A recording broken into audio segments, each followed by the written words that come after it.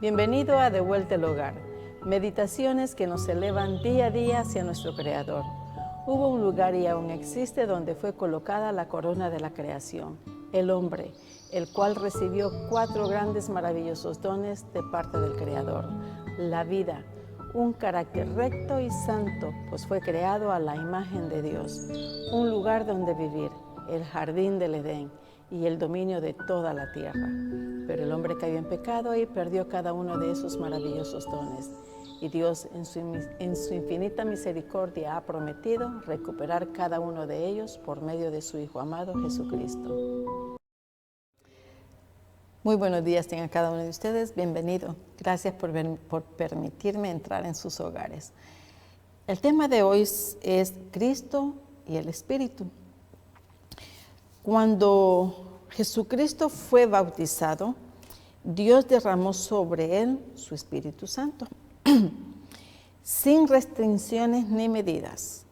Desde entonces, en un sentido especial, el Espíritu Santo dirigió la vida de Jesucristo.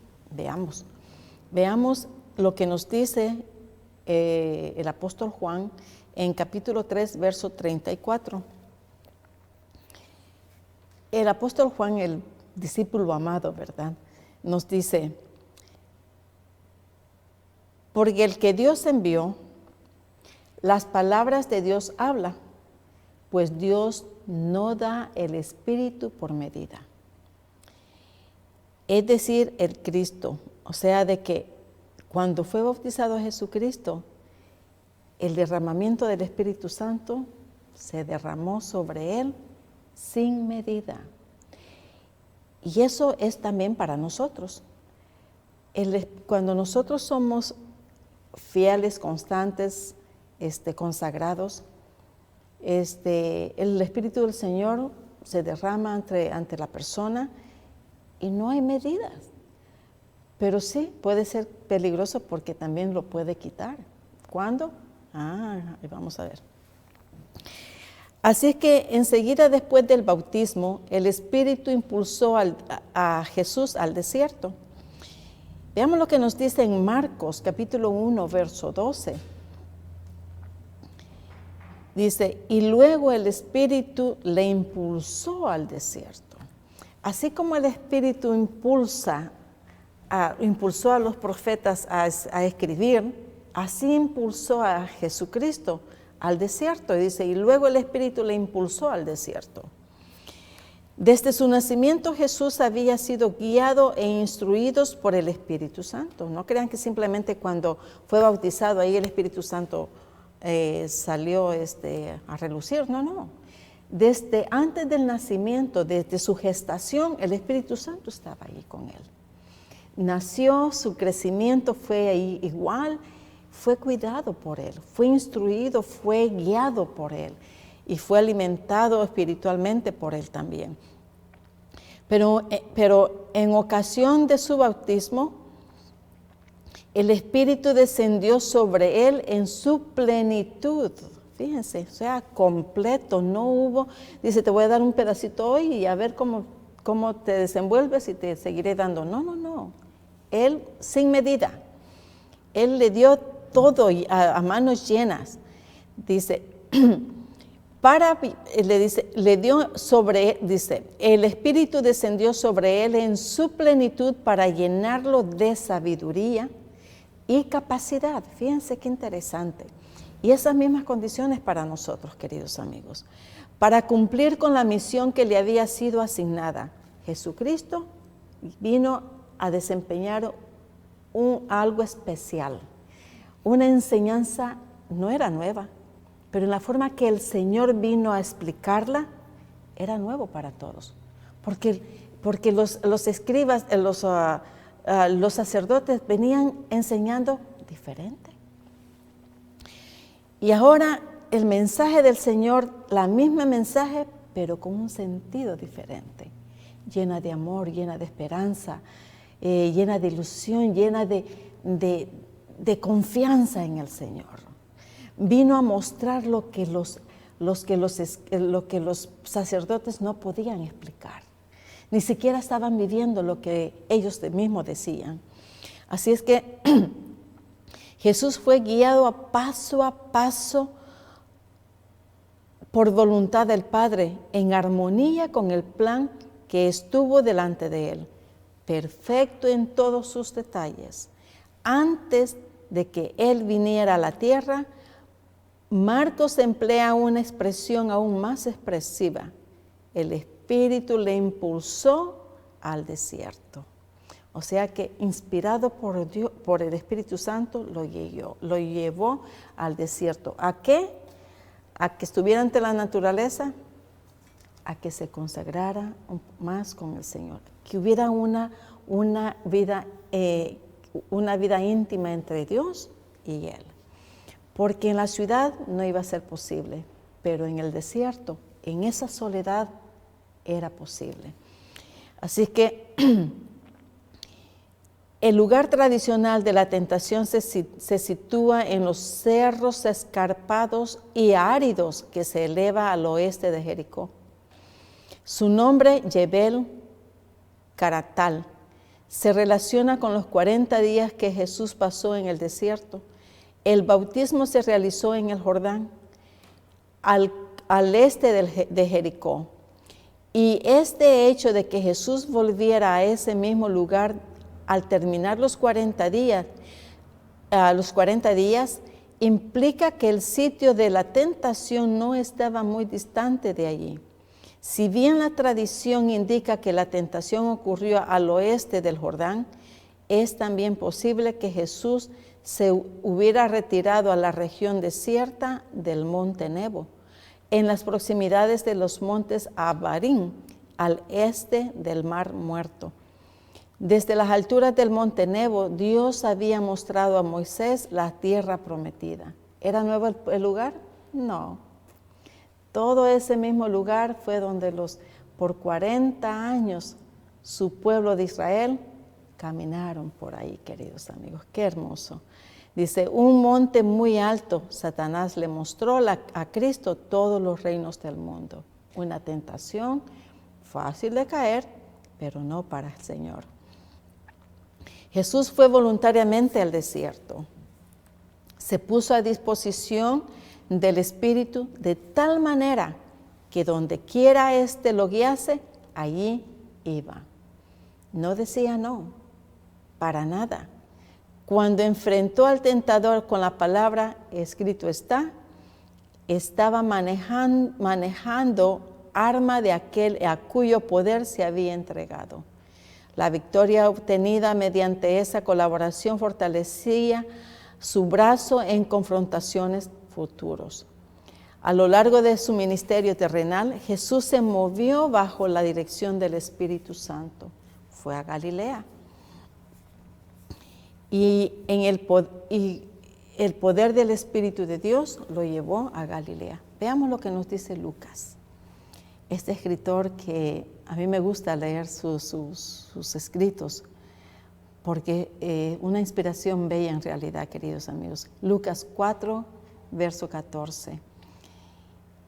Y dice, y Jesús volvió en el poder del Espíritu a Galilea, y se difundió su fama por toda la tierra de alrededor. O sea que, fíjense que apenas comenzaba su ministerio y sus palabras llegaron a la vida de la gente. Entraron al corazón y en aquellos corazones angustiados, aquellos corazones enfermos, aquellos corazones oprimidos por el pecado, oprimidos por las enfermedades, oprimidos por la ansiedad, oprimidos por tantas cosas, por la pobreza, queridos amigos. Todas estas personas dirigentes comían muy bien, dormían muy tranquilos, disfrutaban de una vida loca en sus casas, pero delante de ellos eran unos santos. Y eso afectó al pueblo. Jesús comienza su ministerio en Galilea. El Espíritu Santo es el agente activo tanto en la creación como en la nueva creación. El reino de Dios debía venir con todo poder. El poder del Espíritu Santo cubrió con su sombra a María en el momento de la encarnación. Es porque les digo de que Jesucristo fue guiado desde que fue engendrado. Así es que desde su encarnación, por medio del Espíritu Santo, ella recibió la sabiduría necesaria para cooperar con el cielo. O sea, de que Dios escogió una mujer perfecta para la enseñanza del Señor. ¿Por qué? Porque esa mujer era humilde y era dócil para guiarse, dejarse guiar. Así es que María, en el momento de la encarnación, dijo: Señor, soy tuya, haz de mí lo que tú quieras, yo soy tu sierva. ¿Qué podemos decir nosotros ante esa situación, queridos hermanos? Podemos decir: Señor, yo soy tu sierva, haz de mí lo que tú quieras, que yo haré por ti lo que tú quieras. Yo predicaré, yo hablaré por ti, yo llevaré el mensaje a donde quiera que vaya, pero tú guíame, sé tú mi guía. Pero en ocasión fíjense que dice, el Espíritu Santo, ella recibió la sabiduría necesaria para cooperar con el cielo y con el desarrollo del carácter de Jesús. Pero en ocasión del bautismo de Cristo, el Espíritu Santo descendió sobre él de un modo extraordinario, queridos hermanos, y llenó de poder todo su ser.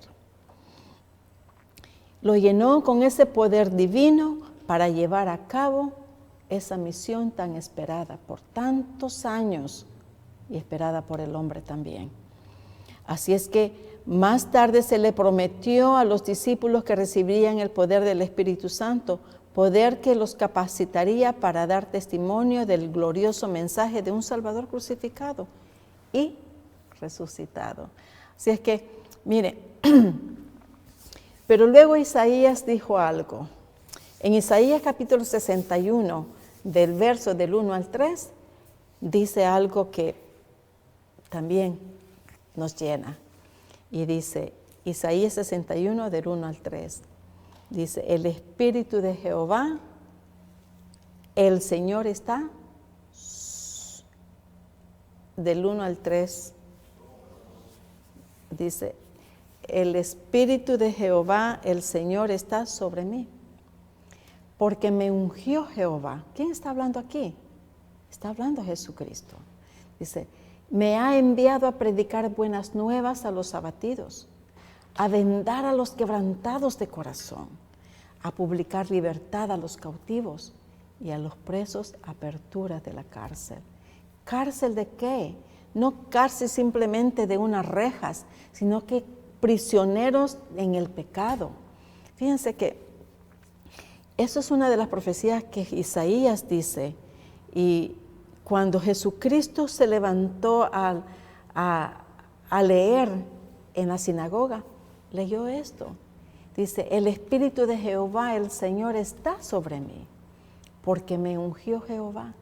Me ha enviado a predicar buenas nuevas a los abatidos, a vendar a los quebrantados de corazón, a publicar libertad a los cautivos y a los presos apertura de la cárcel.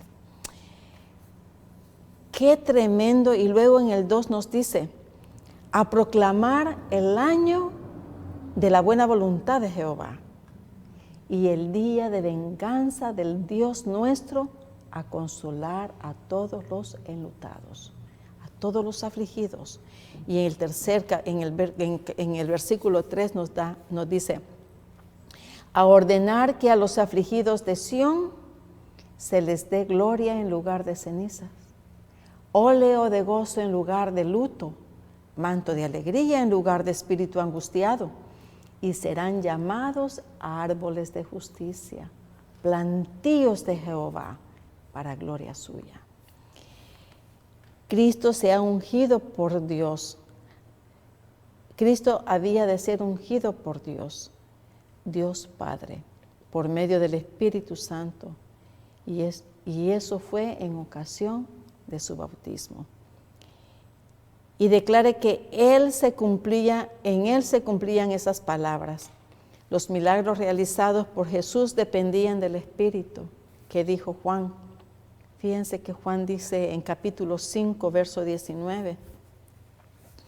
Juan 5, 19 nos dice, respondió entonces Jesús y les dijo, de cierto os digo, no puede el Hijo hacer nada por sí mismo, sino lo que ve hacer al Padre,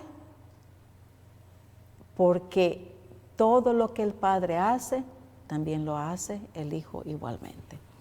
Así es que, queridos hermanos, Jesucristo es una persona trabajadora. El Padre es una persona trabajadora y el Espíritu Santo igual. Así es que la relación era tan íntima que podía sentir la presencia de su socio divino, que a veces se manifestó a sí mismo en tal forma que la acción profunda de su espíritu fue comprendida claramente. Es decir, también los que le rodeaban reconocieron que el Espíritu estaba en él. La forma en que hablaba, la forma en que actuaba, la forma en que se dirigía a las personas, la forma en que él interactuaba con todos, la forma que se aproximaba ante la gente, ante la multitud, especialmente a aquellos enfermos, a los afligidos de corazón. ¿Cómo sabía él? Nos conoce, queridos amigos. Pero la presencia del Espíritu en Cristo no suprimía su individualidad, sino que la realizaba, la intensificaba. La personalidad de Cristo era la del Espíritu y la del Espíritu era la de Cristo. ¿Cómo unidos hacían tanta labor, queridos amigos? Lejos de irritarse por el control del Espíritu, Jesús se gozaba de esa intimidad. Jesucristo fue una persona humilde. Esa humildad quiere que el Señor nosotros la desarrollemos. ¿Y quién nos la puede dar? Simplemente el Espíritu Santo. Pero si nosotros se lo permitimos. Miren lo que nos dice el hermano Lucas en capítulo 10, verso 21. Dice, en aquella misma hora, Jesús se recogió en el Espíritu y dijo, yo te alabo, oh Padre, Señor del cielo y de la tierra, porque escondiste estas cosas de los sabios y entendidos y las has revelado a los niños. Sí, Padre, porque así te agradó. O sea que el Señor da todo conocimiento y sabiduría a quien a Él le place, a quien Él ve que tiene un corazón humilde y sincero. Nosotros que somos un poquito arrogantes, por no decir mucho, ¿nos querrá dar el Señor todo ese espíritu? Si así lo que deseamos, tenemos que cambiar en muchas maneras, queridos amigos. Tenemos que comenzar a cambiar desde ya. No esperar para mañana lo que podemos hacer hoy. Hoy es el día de entregarnos por completo al Señor. No esperar a que me reconcilie con fulano, sutano, para yo poder reconciliarme con el Señor. Yo creo de que si tú haces un pacto con el Señor hará otro pacto contigo y te ayudará a solucionar los problemas que tienes con las demás personas. Finalmente fue en obediencia al Espíritu como Jesús fue a la cruz. Veamos lo que nos dice en Hebreos capítulo 9, verso 14. Cuanto más la sangre de Cristo, el cual mediante el Espíritu eterno se ofreció a sí mismo, sin mancha a Dios, limpiará vuestras conciencias de obras muertas para que sirváis a Dios vivo. Una relación estrecha con el Señor Jesucristo de parte nuestra, el Señor limpiará vuestra conciencia de obras muertas, dice, para que sirváis a Dios vivo. Así que, mis queridos amigos, mediante el Espíritu de Dios, todo podemos lograrlo.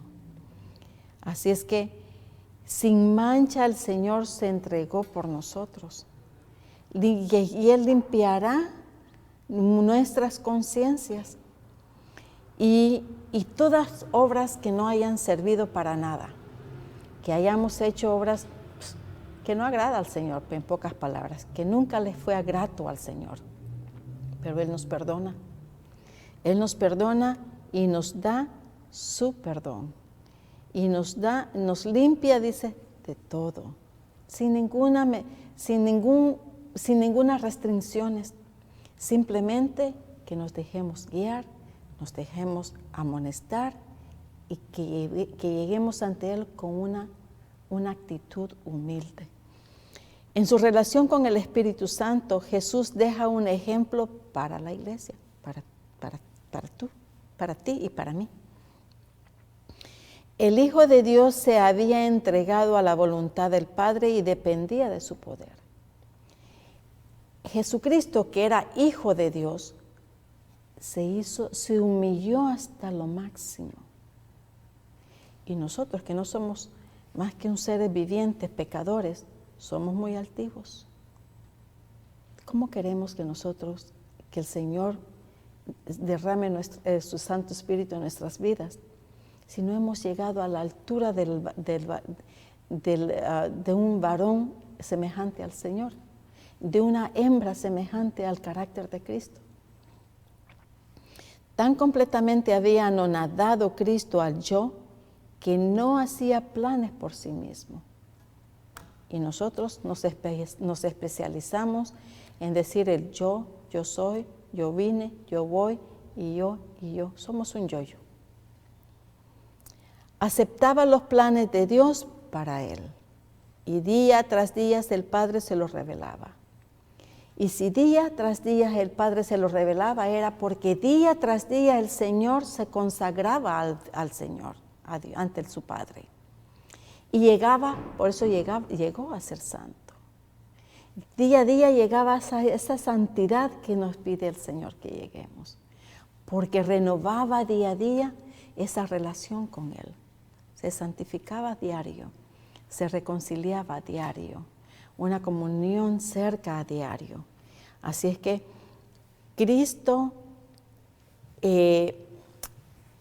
vencía al yo diariamente y hacía los planes, no sus propios planes, sino que los planes que su Padre Celestial le indicaba a diario. Aceptaba los planes de Dios para él y día tras día el Padre se los revelaba. De tal manera debemos depender de Dios, que nuestras vidas sea el simple desarrollo de su voluntad. Se oye fácil, ¿cierto? Oh, fácil. Pero, queridos hermanos, como seres humanos se nos hace muchas veces difíciles aceptar que estamos viviendo en un error. Y a veces nuestras necesidades físicas probablemente no nos dejan acercarnos o aceptar a Dios como por completo, porque nos hace falta esa sumisión. Y no le permitimos a Dios que nos saque todo eso humano para que entre el Espíritu de Dios a nuestras vidas. El Señor dice que nosotros somos templo del Espíritu de Dios. Pero ¿cuándo es que somos templo de Dios? No cuando estamos pecando o no cuando somos pecadores, no, ahí ni se acerca. Nosotros no somos ni la mínima parte de un templo de Dios. Nosotros somos templo de Dios cuando nos consagramos a Dios, como Jesucristo lo hacía, que dice aquí, Jesús dejó un ejemplo para su iglesia.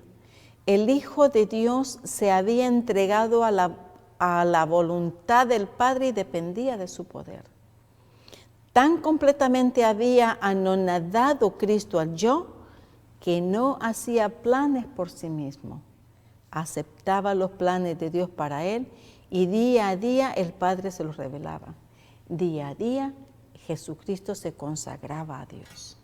Jesucristo venía ante el Padre para pedir su dirección.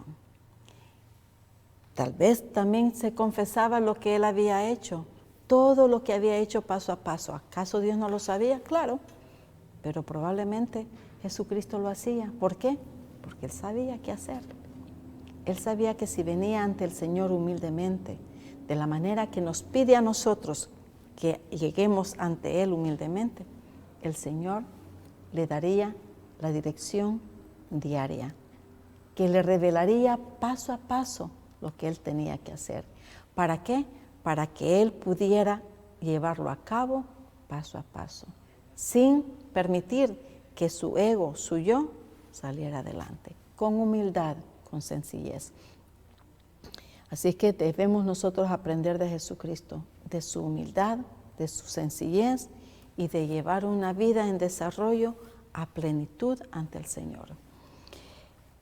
Llevar un desarrollo a plenitud para poder hacer la voluntad de Dios diariamente. No es fácil, como siempre lo he dicho, pero Pablo me conforta a mí porque dice, todo lo puedo en Cristo que me fortalece. Que el Señor te bendiga, que tengas un hermoso día y nos vemos a la próxima.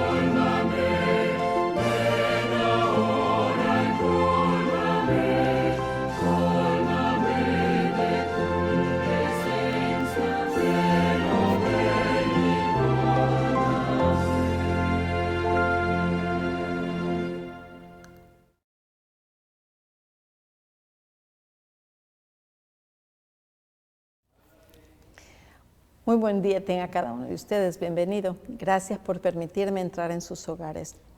El tema de hoy se titula La espada de dos filos. Ustedes saben que las espadas tienen dos filos, ¿verdad? Y por eso cortan de ambos lados. Pero fíjense que voy a contar una historia de un vendedor. Veamos, dice. Un vendedor de Biblias en un país del Medio Oriente fue detenido y acusado de hacer propaganda política reaccionaria. Un magistrado examinó los tomos y exigió, ¿dónde está ese Pablo? Porque ya había leído los escritos, la Biblia, ¿no? Cuando está hablando de un magistrado quiere decir el juez. Pues el juez le pidió al hombre que le dijera que a dónde estaba ese Pablo. Y que escribió estas cartas a los de Roma. Él quería saber quién había sido el osado que había escrito estas cartas a Roma. Dice, traerlo ante este tribunal.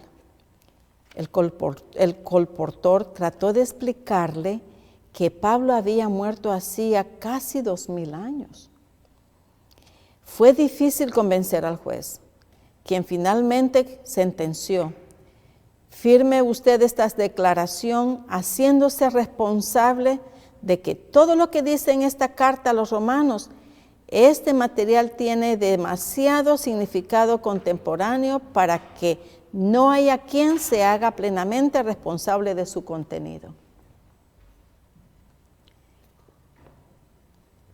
Necesitamos ciertamente tal material oportuno como una arma poderosa para hacer frente hoy a las fuerzas del mal, porque nuestra lucha no es contra enemigos humanos, queridos amigos. Mire lo que dice en Efesios capítulo 6, verso 17. Dice, y tomad el yelmo de la salvación y la espada del Espíritu, que es la palabra de Dios. Efesios 6, 17. Así es que, mis queridos amigos, la espada del Señor la palabra del Señor es una espada de dos filos. Es increíble cómo una Biblia, un libro que podría ser tan insignificante para muchos, llegue a penetrar en los corazones de algunos seres humanos. Yo creo que de todos. El problema con la mayoría de personas que somos tan rebeldes a creer que no queremos aceptarlo. Así es que cuando aquí dice en Efesios 6:17 dice, y tomad el yelmo de la salvación y la espada del Espíritu, que es la palabra de Dios. La palabra de Dios nos entra en el corazón, nos entra en nuestra mente de tal manera que podemos comprender lo que no podemos comprender sin la palabra del Señor. Fíjense que cuando dice aquí el yelmo, da esperanza de la salvación. Por eso es que dice aquí, tomad el yelmo de la salvación. Es una esperanza, una salida, una manera de aceptar que el Señor está con nosotros. Así es que es una parte sumamente vital que necesitamos nosotros, esa protección espiritual, la que necesitamos llevar adentro para saber de que sin la palabra de Dios nosotros no somos nada. Fíjense que dice aquí que cuando Pablo redactó estas epístolas estaba escribiendo en el Nuevo Testamento, estaba escribiendo el Nuevo Testamento, dice. El cristiano puede abrirse paso con la espada del Espíritu, la palabra de Dios, a través de todas las vicisitudes de la vida. No importa los problemas que lleguemos a tener, el Señor nos da y nos conforta. Nos da la esperanza a llegar hasta lo más profundo del ser humano. Pero por supuesto, eso depende de las personas también, queridos amigos. Fíjense que necesitamos ciertamente tal material oportuno como una arma poderosa para hacer frente hoy a las fuerzas del mal. ¿Qué cosa? Las Escrituras. Mire, en las películas se miran muchas cosas a veces de ocultismo. Y ahí se miran que hay personas que se dedican a leer las manos, el tarot y todas esas cosas que que usan ellos para, según ellos, a leernos el futuro o lo que estamos viviendo, para sanar y toda la cosa. Pero detrás de todo eso no está Dios, queridos amigos. Detrás de todo eso está Satanás. Por eso es que es tan importante que nosotros sepamos cómo utilizar las Escrituras para contrarrestar el mal. Por eso es que aquí dice que nosotros tenemos una lucha constante, no con las personas simplemente, sino que también con las fuerzas del mal. Y por eso es que el Señor dice, tenemos un material oportuno como un arma poderosa para hacer frente hoy a las fuerzas del mal. Si nosotros no usamos esa arma poderosa que son las Santas Escrituras, que es la espada de dos filos, nosotros no vamos a poder contrarrestar al maligno. Porque nuestra lucha, dice, no es contra enemigos humanos, sino contra poderes cósmicos, contra autoridades y potentados de este mundo tenebroso. Miren lo que dice aquí, porque no tenemos lucha contra sangre y carne, sino contra potestades, contra los gobernadores de las tinieblas de este siglo, contra huestes espirituales de maldad en las regiones celestiales. Es increíble, queridos amigos, cómo el Señor nos va advirtiendo y nos da la salida para poder contrarrestar todo eso. Pablo no quiso decir con sangre y carne que los cristianos no se enfrentarían a enemigos humanos, pues la iglesia siempre ha sufrido a manos de hombres impíos. Se afirma que la lucha es contra espíritus y poderes muy superiores a los hombres en inteligencia y en pervertida astucia, los espíritus malos. O sea, nuestro enemigo por toda la vida, que es Satanás y sus secuaces. Las fuerzas satánicas que están preparadas en orden de batalla y en rebelión abierta contra Dios y sus hijos, el conflicto entre Cristo y Satanás no es de dimensión local o terrenales, sino de significación cósmica, abarca todo el universo, queridos amigos. O sea que Satanás anda viendo cómo destruir lo que el Señor ha formado, lo que Dios ha hecho, lo que Dios creó, y todo lo que con amor construyó. Es evidente que Pablo se refiere a espíritus con individualidad propia, los cuales ejercen cierto grado de autoridad sobre el mundo. Y fíjense que dice que Satanás describe la naturaleza personal del demonio, era también evidente que es escrito en Apocalipsis, dice muy bien todo eso, pero no lo vamos a ver. Pero queridos amigos, nosotros estamos en lucha diaria, esa lucha en la cual día a día estamos constantemente y probablemente día a día caemos. ¿Por qué? Porque si no nos consagramos con el Señor a diario, queridos hermanos, nosotros claudicamos a diario. Y cuando claudicamos, o sea, cuando caemos a diario, estamos clavando a Jesucristo nuevamente a diario. Porque Dios murió para que nosotros le sirvamos a Él y nos enaltezcamos ante el Señor, por el Señor. Pero cuando caemos, porque no estamos consagrados al Señor, porque nos descuidamos, entonces, ¿qué pasa? Viene nuevamente Satanás y entra entre nosotros. Y está difícil después para salir, queridos hermanos, porque cuando ya sucede eso, qué difícil es. Para esta lucha que se libra en el plano de nuestra vida diaria, aunque es de alcance cósmico, necesitamos todo el armamento que Dios provee. Y el arma principal de nuestro arsenal es la espada del Espíritu, la palabra de Dios, que el Espíritu escribió mediante los profetas y el que Él nos interpreta. Muchas veces he escuchado decir que la espada de dos filos es un instrumento, y sí lo es, pero aquí está hablando de las Santas Escrituras, y esas dos espadas, queridos amigos, es el Nuevo Testamento y el Antiguo Testamento. Ambos combinados, usando los dos al mismo tiempo, tanto como dice su palabra, un poquito aquí y otro poquito allá, hace efecto tremendo.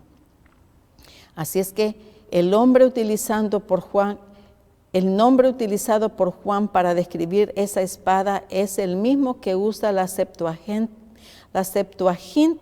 para designar la espada de Goliat. Era un arma grande y pesada para usar con dos manos. Las Santas Escrituras, queridos amigos, se debe de usar con mucha cautela, con mucha prudencia y con mucho respeto. Muchas veces nosotros agarramos la Biblia y la tiramos y ya la usé. La usamos como si fuera un libro más del estante donde tenemos libros. Un libro más de cuento, de historia. Dios no quiere eso. Dios quiere que nosotros sepamos utilizar todo esto. En su visión de Cristo entre los 7 candeleros que representan a su iglesia, Juan dice que de su boca salía una espada de 2 filos. El nombre utilizado por Juan para describir esa espada es el mismo que usa la Septuaginta para designar la espada de Goliat. Tal es la eficacia de la palabra de Dios, como dice Pablo en 2 de Corintios capítulo 10, 4 y 5.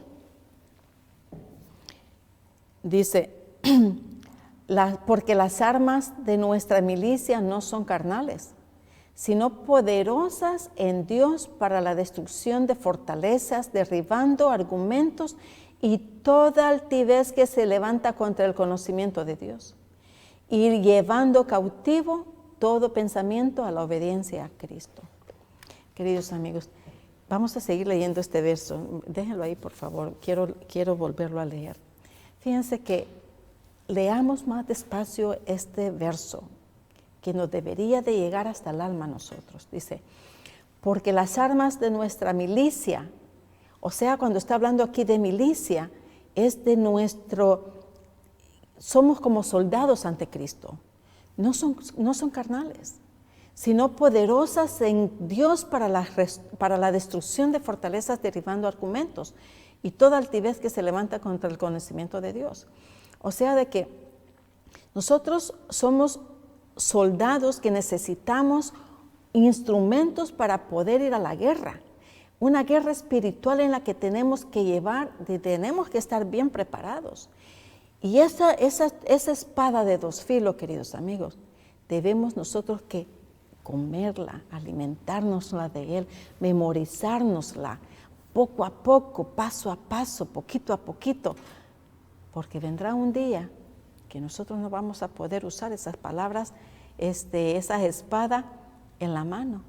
Tenemos que usarla, la que se nos ha quedado en la mente.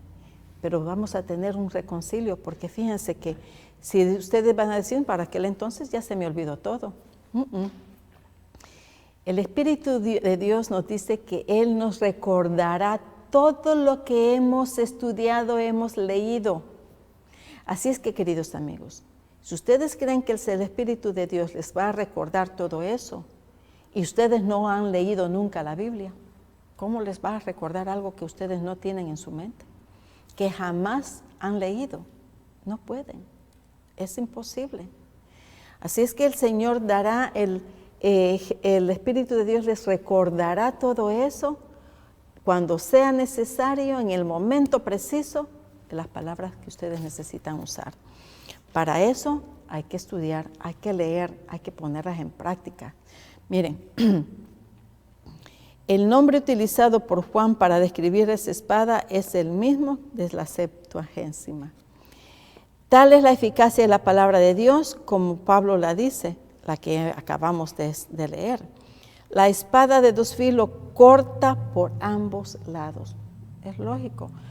Mire, visualicemos una espada. Pero también vamos a la realidad, vamos a la cocina, a nuestra cocina. Yo no sé si ustedes tendrán un cuchillo que tiene filo de los dos lados. Es bien peligroso, pero es bien rápida para cortar, ¿cierto? Porque se corta así, si vamos a cortar una carne, o vamos a cortar un pan, o vamos a cortar algo que necesite cortarse, viene de un lado y en lugar de sacarlo y seguir con la otra, no, que del mismo lado se pasa al siguiente. Corta de dos maneras, de izquierda a derecha, derecha a izquierda. Así de esas espadas estamos hablando. Yo estoy visualizándome en una cocina, que tengo yo que me visualizo en una cocina con unos cuchillos. La mayoría de cuchillos solamente tienen filo de un lado. Yo nunca he visto un cuchillo de dos filos, pero me lo estoy imaginando.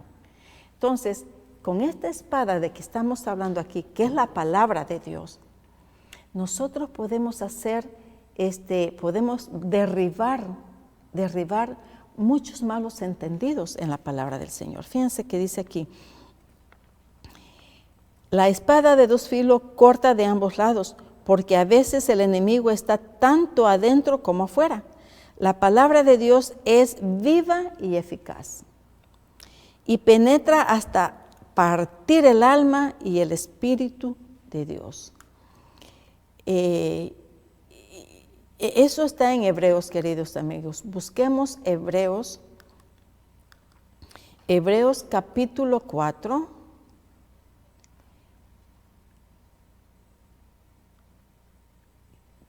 Hebreos capítulo 4, verso 12.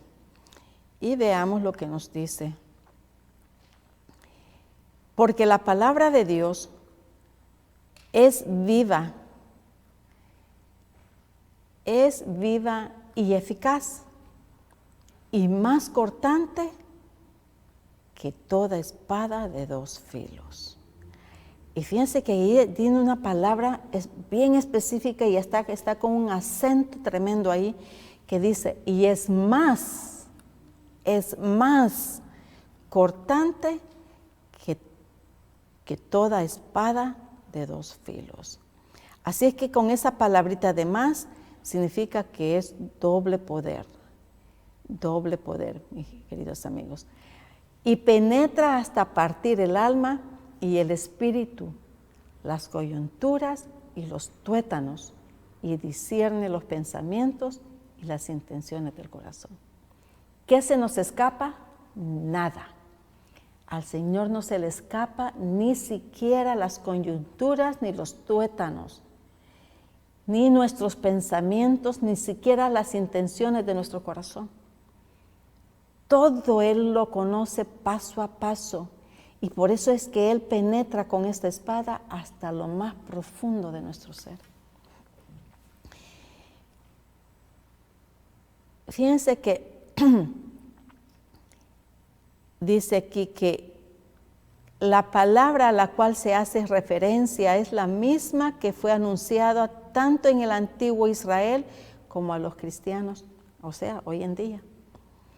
Y fue hoy, mejor dicho, a los cristianos, a los primeros cristianos y hoy en día también.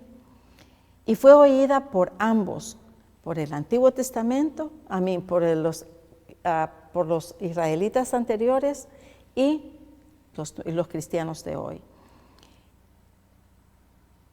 Especialmente en cuanto a la invitación para entrar en el reposo de Dios, como es claro en el verso 2. Esta palabra se hace equivalente al mensaje de la buena nueva, y en sentido más genérico, la palabra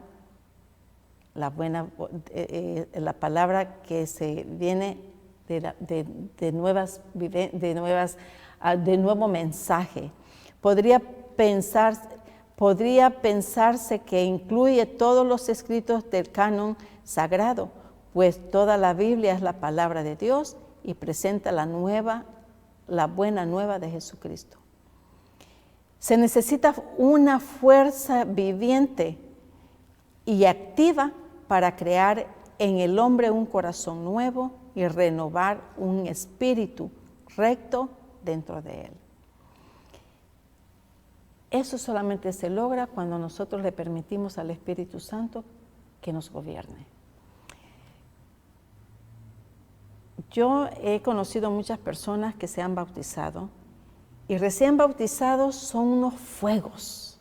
Quieren comerse al mundo por completo, llevar por todos lados el mensaje y son unas llamas. Pero ¿qué pasa con el tiempo? Ya van disminuyendo hasta que se apagan. ¿Por qué se va disminuyendo ese fuego que cuando recién bautizados llegaron a tener? Porque se olvidaron de algo bien importante que Jesucristo no olvidamos nunca: la comunión diaria con el Señor. Vinieron los problemas más fuertes y fueron decayendo. Les despedían al Señor que les ayudara y nunca le ayudó el Señor porque estaba probando su fe. Y se dio cuenta el Señor que su fe no era tanto como al principio se suponía, porque al principio todo les iba bien, pero luego al final, ¿qué? Ahí es donde entra la espada de dos filos, queridos amigos. La espada de dos filos nos hace ver a cada uno de nosotros a dónde estamos yendo y cómo estamos viviendo, de bien o mal. Por eso que a veces nos duele en el alma que nos diga lo que vemos, lo que leemos ahí. Y dice, así sucedió en la obra de la creación, dice, y así sucede en la nueva creación de la imagen de Dios en el alma del hombre. Cristo, la palabra encarnada, el verbo, y también tiene vida en sí mismo. La palabra de Dios es la fuerza que da poder y para la conversión. El cristiano renace por la palabra de Dios que vive y permanece para siempre.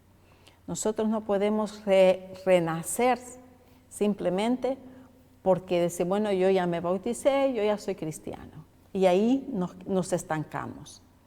La palabra del Señor nos activa, nos renueva, nos hace ver cosas que antes no mirábamos, nos hace entender las Escrituras como jamás habíamos visto. ¿Por qué dice la palabra aquí que la espada es cortante como la de dos filos? Que es más cortante que una espada de dos filos. Fíjense que dice, es tan cortante esa espada, la palabra de Dios es viva, eficaz y cortante. Puede cumplir plenamente su obra en beneficio de la humanidad. Así es que, queridos amigos, la expresión, cuando él dice que nos entra la espada, nos corta con las coyunturas, los tuétanos, se usa en sentido figurado. La división entre el alma y el espíritu y las coyunturas y los tuétanos describe hasta dónde penetra la palabra de Dios. El valor de esta figura del lenguaje radica en la vida. En la vida y el aliento son, por lo menos, para los propósitos prácticos inseparables que debemos guiarnos por el Señor. Quiera Dios, queridos amigos, que cada vez que nosotros estemos estudiando la palabra del Señor, pensemos en qué es lo que nos quiere decir cada palabra de ella.